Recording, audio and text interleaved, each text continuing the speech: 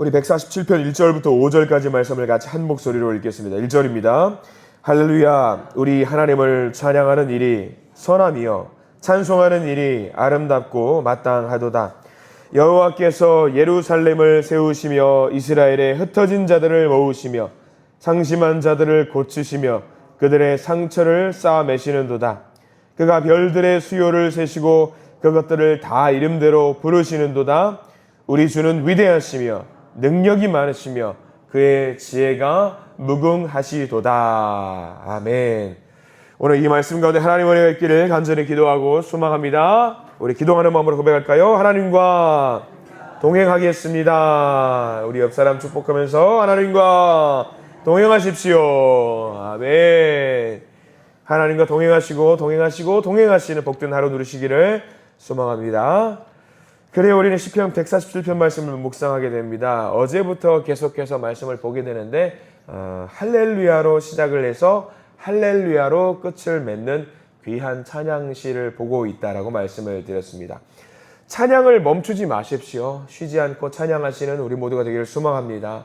힘들고 어려운 문제 가운데 있는 분들도 계실 겁니다. 힘들고 어려울수록 더 우리 주님을 찬양하는 것을 절대로 잊지 마시기를 바랍니다. 찬양을 멈춘다라는 것은요, 여러분들 찬양이 멈추면 어떤 일이 생기는 줄 아십니까? 찬양이 멈추면은요, 기도가 멈추는 거거든요. 기도가 멈추면은 무슨 일이 생기냐면 영이 죽어요. 영이 죽는 일이 생겨요. 찬양을 두고 우리는 뭐라고 말하죠? 곡조가 있는 기도라고 하죠.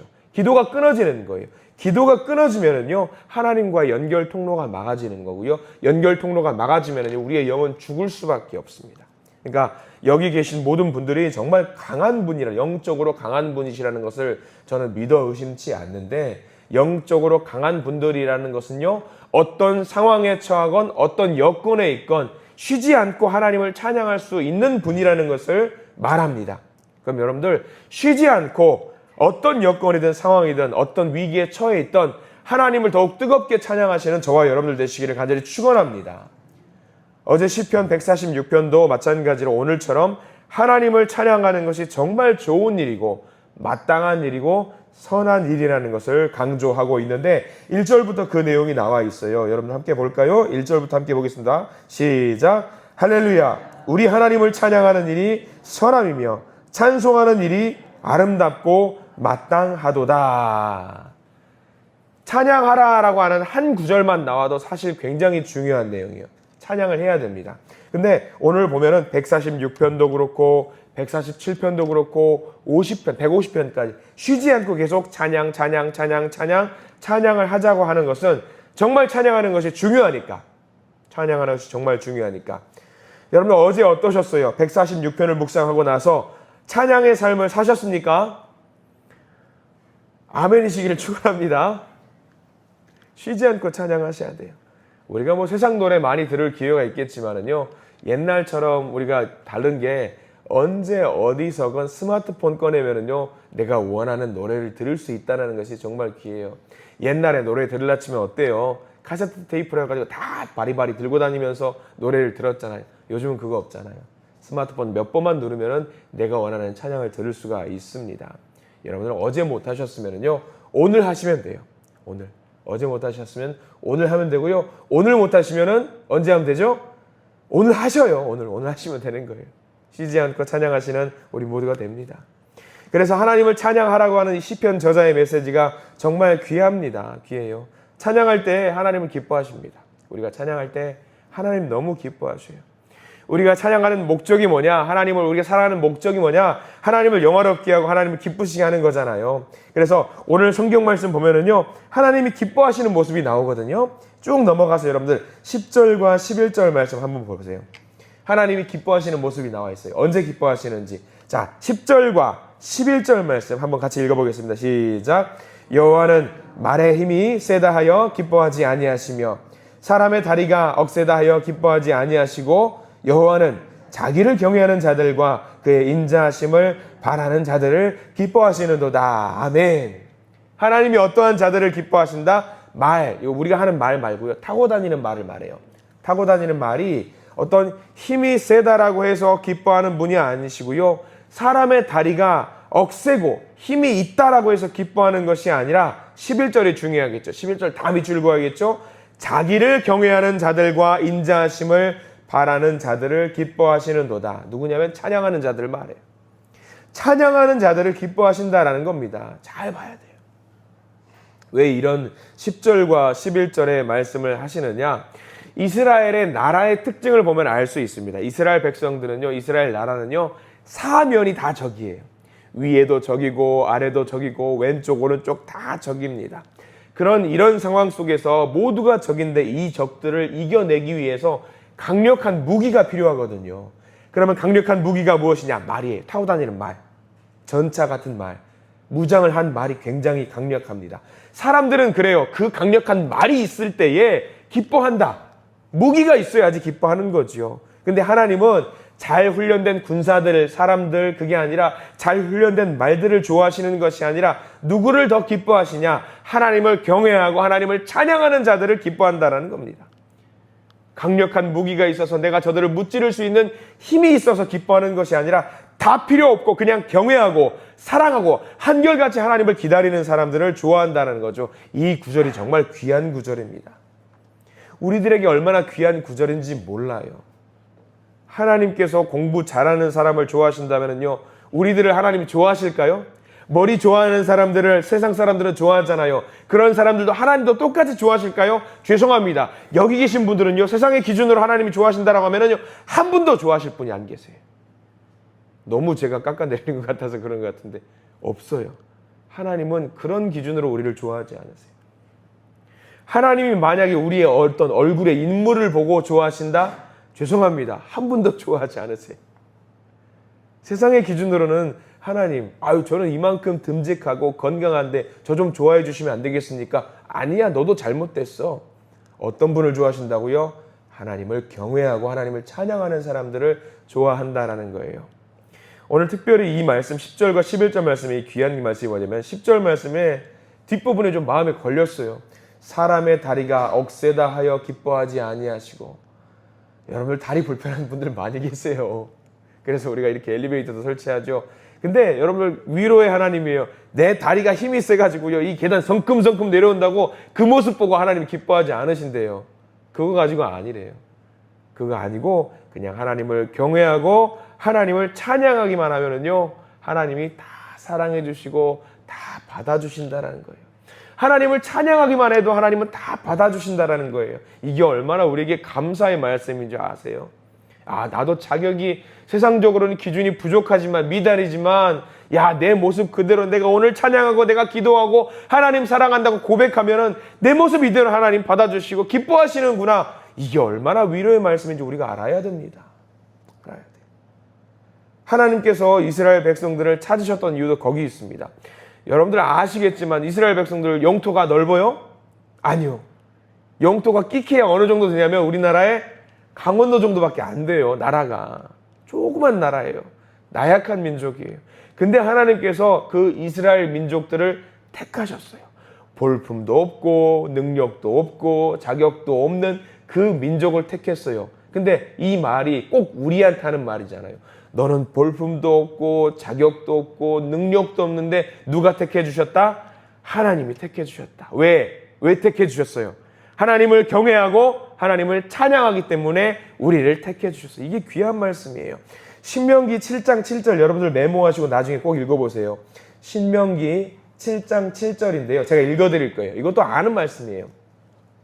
신명기 7장 7절 여호와께서 너희를 기뻐하시고 너희를 택하심은 너희가 다른 민족보다 수요가 많기 때문이 아니라 너희는 오히려 모든 민족 중에 가장 적으니라. 가장 적지만 내가 너희들을 택했다. 자, 그럼 우리가 다시 생각해 봐야 돼요. 내가 불쌍하다고 생각되시는 분, 내가 힘이 없다고 여겨주시는 분, 지금 내가 너무 눈물을 흘리고 있는 분, 넘어져 계신 분들, 바로 그 순간 우리가 뭐 해야 된다고요? 하나님을 찬양하세요. 그러면 하나님이 그 모습을 보고 기뻐하시고 우리를 택해 주신다는 거예요. 얼마나 귀합니까? 그게 우리 하나님이시래요. 우리도 그래요. 우리를 약하고 보잘것없고 능력이 없는 것 아시면은요, 우리를 그런 가운데서 우리를 택해 주시고 우리 보면서 기뻐하신다라고 하면은요, 여러분 우리는 찬양을 해야 됩니다. 찬양을 해야 돼요. 그리고 여기서 오늘 시편 147편 말씀에서 우리가 하나님을 찬양해야 되는 또 다른 이유 하나를 알려주고 계시거든요. 뭐냐면요, 하나님이 우리 가운데 역사하시는데 무엇으로 역사하시냐? 말씀으로 역사하시기 때문에 우리가 하나님을 찬양해야 된다고 나와 있어요. 자, 15절 말씀 한번 볼까요? 15절 말씀. 이 15절 말씀요, 여러분 다 밑줄 그으십시오. 정말 귀한 말씀이에요. 15절 말씀 같이 한번 읽어보겠습니다. 시작. 그의 명령을 땅에 보내시니 그의 말씀이 속히 달리는도다. 명령을 땅에 보내시니 그의 말씀이 속히 달리는도다. 누구를 향해서 달려요? 우리를 향해서. 우리를 향해서. 하나님이 명령을 내리셔요. 야, 저기 힘들어하고 있는 이웃이 있구나. 저기 힘들어하고 있는 아들, 딸들이 있구나. 내가 지금 말을 해야지 하고 말을 선포를 하는데 그 말이 어디로 가는 거예요? 힘들어하고 있는 그 자녀들에게 가는 거예요. 아파하는 그 자녀들은 지금 가고 있는 거예요. 하나님은 무엇으로 역사하신다고 하시죠? 말씀으로 역사하셔요. 지금 우리에게 그 말씀이 달려오고 있는 거예요. 세상 사람들은 안 보이죠. 그래서 하나님을 안 믿어요. 야, 보이지도 않는 하나님 뭐하러 믿냐? 근데 우리는 믿어요. 무엇으로 역사하시기 때문에? 말씀으로 역사하시기 때문에. 말씀으로 하는 거예요. 이 말씀이 뭔데요? 약속이에요. 새끼손가락 쥐고 깍지 끼고 하는 약속. 내가 너를 지킬게. 내가 너를 돌볼게. 내가 너를 살필게. 여러분들 이게 믿어지면요, 하나님을 찬양하지 않을 수가 없어요. 찬양하지 말라고 해도 다윗처럼 찬양을 해요. 어제 다윗처럼 우리 아시잖아요. 막 춤추면서 찬양하잖아요. 찬양하지 말라고 해도, 춤추지 말라고 해도 몸이 움직여요. 몸이 반응해요. 이게 말씀의 능력입니다. 어떻게 역사하시는지도 우리 15절 말씀 다음 16절과 17절에도 나와 있어요. 자, 16절과 17절 읽어볼까요? 시작. 눈을 양털같이 내리시며 서리를 재같이 흩으시며 우박을 떡 부스러기같이 뿌리시나니 누가 능히 그 추위를 감당하리요. 아멘. 오늘 너무 추워요. 오늘 너무 추워도 말씀을 사모해서 예배의 자리로 나오신 분들은 오늘 17절 말씀처럼 그 추위를 누가 감당하리요? 내가 감당하리이다. 내가 감당하리이다. 너무 어려운 그때의 위기의 때에 어떻게 하겠나. 믿지 않은 사람들이야 절망하겠죠. 믿지 않은 사람들이야 아이고 어쩌누 그러겠지요. 근데 말씀 믿고 따르는 자라, 순종하는 자에게는 어떻게 하신다? 하나님이 도와주신다. 자, 18절 19절 말씀 읽어볼 텐데 다 여러분들 밑줄 그으세요. 18절과 10절은 다 밑줄 그으셔야 돼요. 함께 읽습니다. 시작. 그의 말씀을 보내사 그것들을 녹이시고 바람을 불게 하신즉 물이 흐르는도다. 그의 말씀을 야곱에게 보이시며 그의 율례와 규례를 이스라엘에게 보이시는도다. 18절 잘 보세요. 말씀을 보내셨어요. 그 말씀을 보내셨을 때 아까 추위를 누가 감당하겠느냐? 말씀을 보낸 그 자 다 녹여버리시고 바람을 불게 만들어서 물이 흐르게 만들어 버리신다. 하나님이 말씀으로 이렇게 역사하신다는 겁니다. 이 말씀이요, 이스라엘 백성들에게만 주시는 말씀이 아니라는 거 아시죠? 이 말씀이요, 지금 우리들에게도 주시는 그 말씀인 약속의 말씀이라는 사실을 믿으시기 바랍니다. 힘들고 어려울 때에 우박 같은 걸로 꽁꽁 얼어서 내가 몸이 일어날 수도 없고 딱딱 붙어서 죽어가고 있을 그때에 하나님의 말씀을 사모하는 자, 하나님을 찬양하는 자에게는요, 하나님이 오셔서 다 녹여버리신대. 이게 말씀의 역사예요. 말씀. 4세기에 북아프리카에서 활동했던 위대한 신학자이자 철학자 들어보신 분 있을 겁니다. 성 어거스틴 들어보셨을 거예요. 성 어거스틴은요, 여러분들 그 하나님을 만나기 이전에는요 망난이었어요. 개차반이었어요. 근데 그가 하나님 방탕한 삶을 살았는데 그 마음속에 뭐가 있었냐면 하나님을 찬양하고자 하는 그 마음이 있었어요. 있었어요. 근데 믿어지지가 않는 거예요. 하나님, 제가 믿게 해주세요. 믿어지게 좀 만들어주세요. 근데 그런 마음이 내부에서 싸우니까 갈등이 있으면서 점점 자기가 어디로 빠지냐면 타락의 길로 빠지는 거예요. 어느 날 정원에서 집에서 머리를 쥐어뜯으면서 주먹으로 얼굴을 치면서 자해를 하고 있었대요. 하나님께 물었어요. 하나님, 저 어떻게 해야 돼요? 이렇게 타락의 구렁텅이에 빠지고 있는데 제가 어떻게 해야 합니까? 근데 기도 가운데 아이들의 노랫소리가 들려요. 근데 그 가사를 듣다 보니까 어떤 가사냐? 읽어라. 펼쳐서 읽어라 라는 가사가 계속 들리대요. 근데 마침 고개를 돌려보니까 바로 옆에 뭐가 있냐면 성경책이 있더래요. 성경책을 해서 그냥 쫙 펴서 읽었대요. 읽으라고 하니까, 음성이 들리니까. 그때 무슨 말씀이 있었냐? 그때 어거스틴은 방탕하고 성적으로 타락하고 문란한 삶을 살았거든요. 쫙 펴서 읽어봤더니 로마서 13장 13절 말씀이 있어요. 무슨 말씀이냐? 그 방탕한 삶을 살았던 어거스틴이 쫙 펴가지고 읽었던 말씀이 로마서 13장 13절, 낮에와 같이 단정히 행하고 방탕하거나 술 취하지 말며 음란하거나 호색하지 말며 다투거나 시기하지 말고 오직 주 예수 그리스도로 옷 입고 정욕을 위하여 육신의 일을 도모하지 말라. 이 말씀이 있는 거예요. 어거스틴이 그 말씀을 읽고 나서 깜짝 놀래요. 왜? 자기가 지금 뭐하고 있으니까? 그 말씀에 반대로 살고 있으니까. 음란에 취해 살고 있고 술에 취해 살고 있고 매일 취해가지고 다투고 있고 싸우고 있고 그렇게 살고 있어요. 이 말씀 딱 펴서 2절 읽었을 뿐인데 무섭더래요. 말씀이 지금 나를 지켜보고 있었구나. 내 삶을 지켜보고 있었구나. 어거스틴이 썼던 참회록이라는 성경에 그렇게 적혀 있어요. 그러면서 그 참회록이라고 이렇게 고백하고 있어요. 나는 더 이상 성경을 읽어볼 수 없었다. 그 순간에 펴서 읽어보라 해서 쫙 폈더니 내가 너 보고 있으니까 너 똑바로 살아라고 하나님의 말씀이 적혀 있더라. 야, 하나님 나를 지켜보고 있구나. 말씀을 통해서 보여주시더랍니다.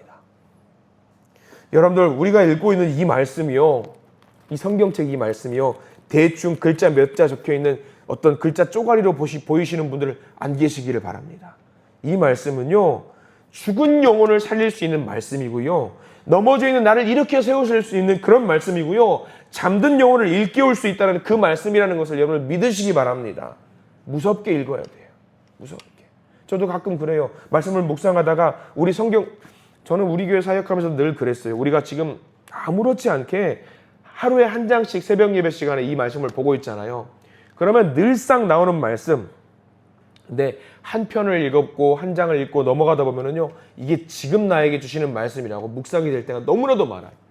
딱 지금 나와, 딱 지금 우리 교회와 내가 어떻게 살아가야 되는지 지침을 주시는 말씀이라고 생각될 때가 많아요. 그럼 보면서 저는 섬찟섬찟 놀래요. 야, 하나님 지금 나 지켜보고 있구나. 그럼 우리가 이 말씀을 묵상하면서 나를 지켜보신다. 나를 지켜보신다고 하니까 너 똑바로 살아라라고 그런 의미로 지켜보시는 게 아니라 살 길을 열어주시는 말씀으로 이 말씀을 저에게 주시더라는 거죠. 나를 창조하셨고 나를 구원하셨고 나를 사랑하시는 그 하나님이 오늘 내 살 길을 만들어주시고 내 위기의 마음, 차디찬 내 마음을 녹여주시는구나. 그러면 우리가 찬양하지 않을 수가 없더라고요.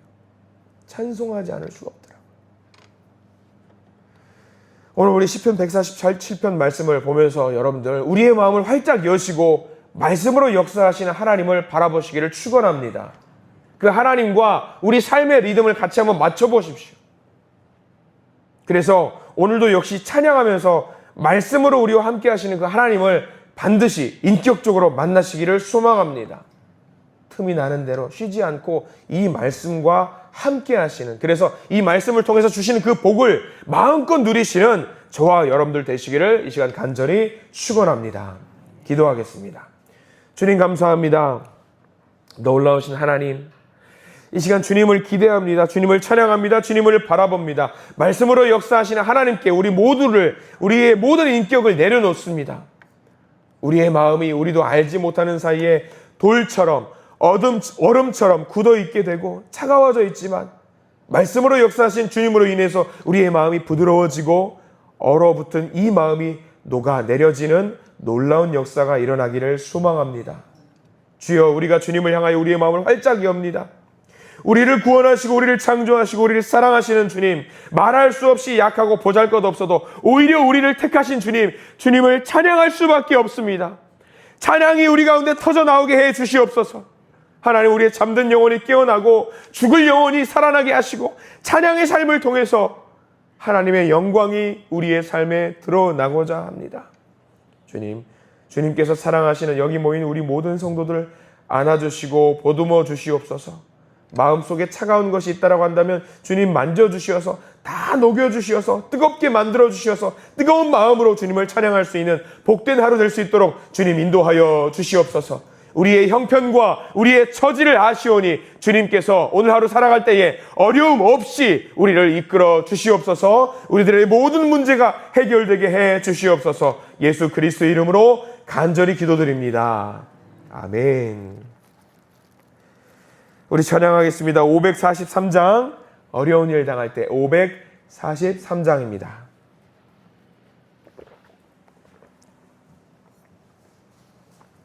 찬송가 543장 어려운 일 당할 때 함께 찬양함으로 나갑니다. 543장입니다. 어려운 일 당할 때 나의 믿음 적으나 의지하는 내 주를 더욱 의지합니다. 세월 지나갈수록 의지할 것뿐일세. 무슨 일을 당해도 예수 의지합니다. 성령께서 내 마음 밝히 비춰주시니 인도하심 따라서 주만 의지합니다. 세월 지나갈수록 의지할 것뿐일세. 무슨 일을 당해도 예수 의지합니다. 밝을 때의 노래와 어두울 때의 기도로 위태할 때 도움을 주께 간구합니다. 아멘. 세월 지나갈수록 의지할 것뿐일세. 무슨 일을 당해도 예수 의지합니다. 생명 있을 동안에 예수 의지합니다. 천국 올라가도록 의지할 것뿐일세. 세월 지나갈수록 의지할 것뿐일세. 무슨 일을 당해도 예수 의지합니다. 아멘. 함께 주기도문 하겠습니다. 하늘에 계신 우리 아버지여, 이름이 거룩히 여김을 받으시오며 나라가 임하시오며 뜻이 하늘에서 이루어진 것 같이 땅에서도 이루어지이다. 오늘 우리에게 일용할 양식을 주시옵고 우리가 우리에게 죄 지은 자를 사하여 준 것 같이 우리 죄를 사하여 주시옵고 우리를 시험에 들게 하지 마시옵고 다만 악에서 구하시옵소서.